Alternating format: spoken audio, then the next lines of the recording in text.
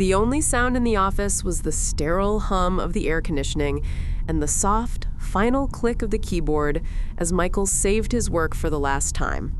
He stood, his movements calm and deliberate, the very opposite of the storm brewing in the corner office behind him.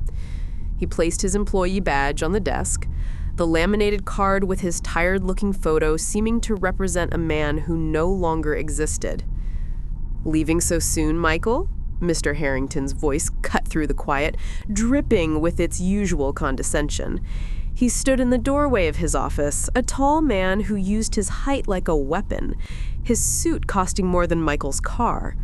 "Don't forget, we need those Q3 projections on my desk by 8 tomorrow morning. Some of us have a company to run." Michael didn't turn around. He simply picked up his worn leather satchel, the one Harrington had often mocked, and slung it over his shoulder. "The projections are done. They're in the shared drive." "Fine. See that you're on time. We can't all afford to be slackers." Harrington took a sip of his expensive scotch, a nightly ritual he performed while his staff toiled late into the evening. That was the final straw. Not the insult, not the constant belittlement, but the sheer, staggering ignorance of it all. Michael paused, his hand resting on the back of his chair. He had planned for a clean, silent exit, but some truths demanded an audience. He slowly pulled his phone from his pocket. The screen lit up, casting a soft blue glow on his face. He tapped it a few times, his thumb moving with a practiced ease. "Checking your dating apps, Michael?" Harrington chuckled, a dry, unpleasant sound. "Don't worry, I'm sure there's someone out there for a man of your ambition." Michael remained silent, his eyes fixed on the screen. He found the document he was looking for. A simple, unassuming PDF he had received from his lawyers that very afternoon. He took a slow, deep breath, then turned on his heel to face the man who had made the last 5 years of his life a special kind of hell.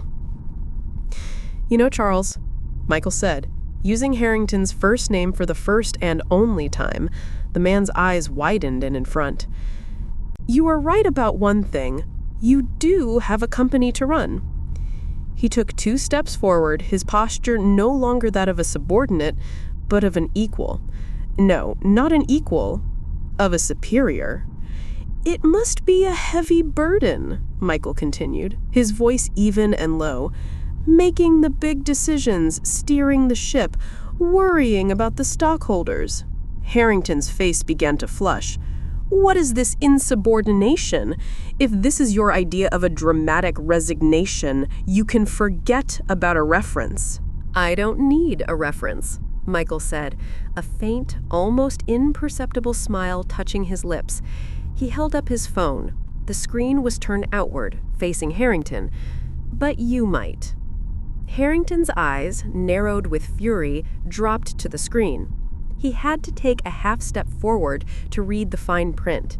It was a shareholder certificate, a copy of the corporate registry.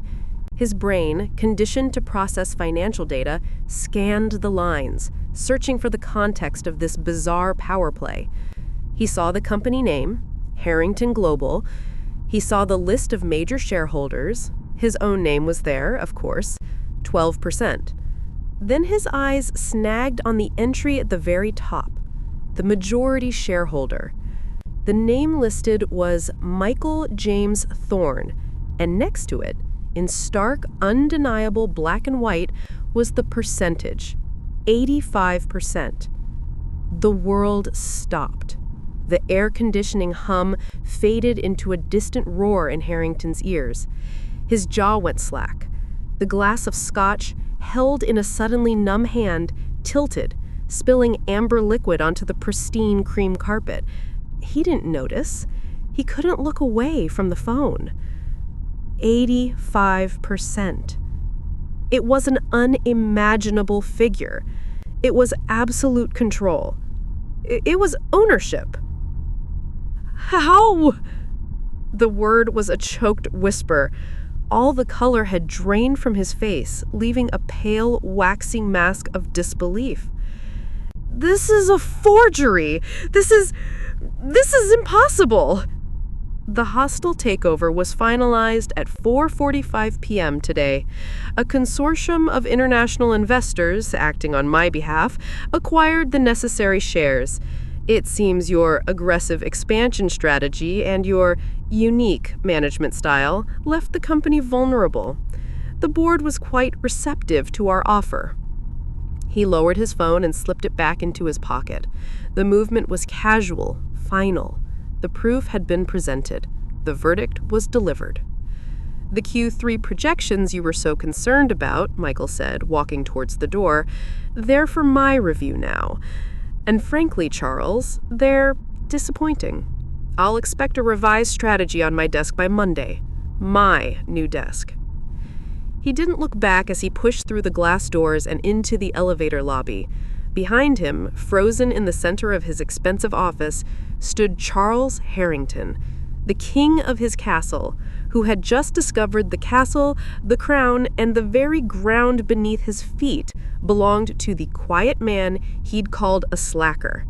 The only movement was the slow, steady drip of single malt scotch onto the floor, a tiny, insignificant puddle in the face of a cataclysm.